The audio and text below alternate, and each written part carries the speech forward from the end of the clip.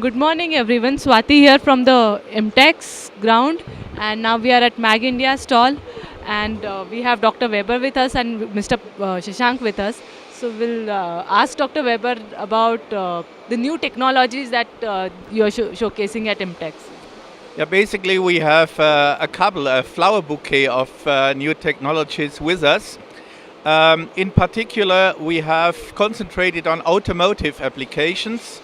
So we have brand new laser melting processes with us. And one of the highlights is our so-called Industry 4.0 initiatives, where we have a network. We make a network between our machines, and we can apply a condition monitoring, and we can online see how our machines are running and how the performance is. And how is the response from the visitors towards, especially towards the Industry 4.0 solutions? Oh, we have a lot of discussions we had with a couple of customers that we have, and in particular, it is a question of the availability of their equipment, and they are highly interested in running in 24 hours, 7 days. So this is a prerequisite to do that. So it was a huge interest in how what we do and how we do it. Now I would like to come to Mr. Shashank and ask you about how do you see the penetration of Industry 4.0 in the Indian market?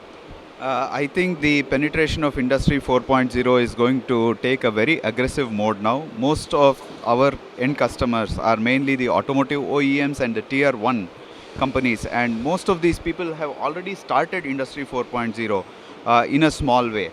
But it is about integrating the entire factory. We have a solution wizard which typically, as Dr. Weber described, helps in identifying the issues, sorting out the problems quickly. We are also moving into more intelligent machines. Our target for the future is to eliminate or reduce maintenance times drastically to the end customers, and we have been receiving an excellent response to this from all our automotive OEMs. Okay. And overall, how is the visitors' footfall in your booth? Today we are on the third day of the IMTEX, and I can tell you right now that this has been a fantastic show for us. As compared to the last time, I would say this has been excellent. We have a lot of high quality visitors coming in with a lot of new projects, new technology approaches, a lot of new avenues for us to participate in the Indian market. I would like to come back to Dr. Weber. Being an European, what is your perception on the Indian market? The Indian market is growing. We saw some latest forecast, especially to the automotive industry, but to truck industry as well, commercial vehicles and all this. It is growing for sure. There is some volatility in the market. You know the reasons better than I know. But in total, it is a growing market, and it is quite interesting for us, and we will further develop our company here.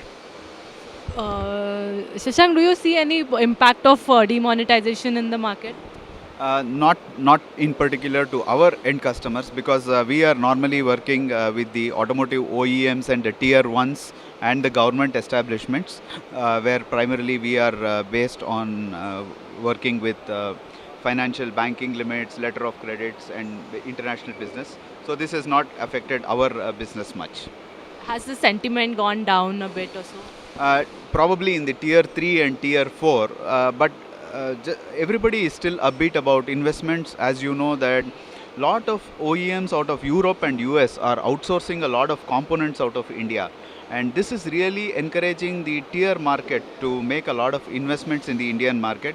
We see a lot of upbeat projects going on in this segment, and I would say that we are also getting pumped up and charged, to go behind this market. So, last question, maybe both of you can answer. What plans do you have for the 2017, especially for the for the Indian market? Growing revenues for us, growing revenues and having a good profit margin here. I think that's absolutely going to be our direction because today the entire machine tool industry is extremely faced with challenges in terms of margins and revenues due to the reduction in the number of projects coming up, probably driven by a global issue.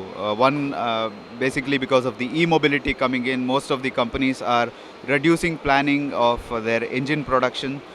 But this gives us a diverse opportunity into the other component market, and this would be our focus to penetrate into the other component market as well.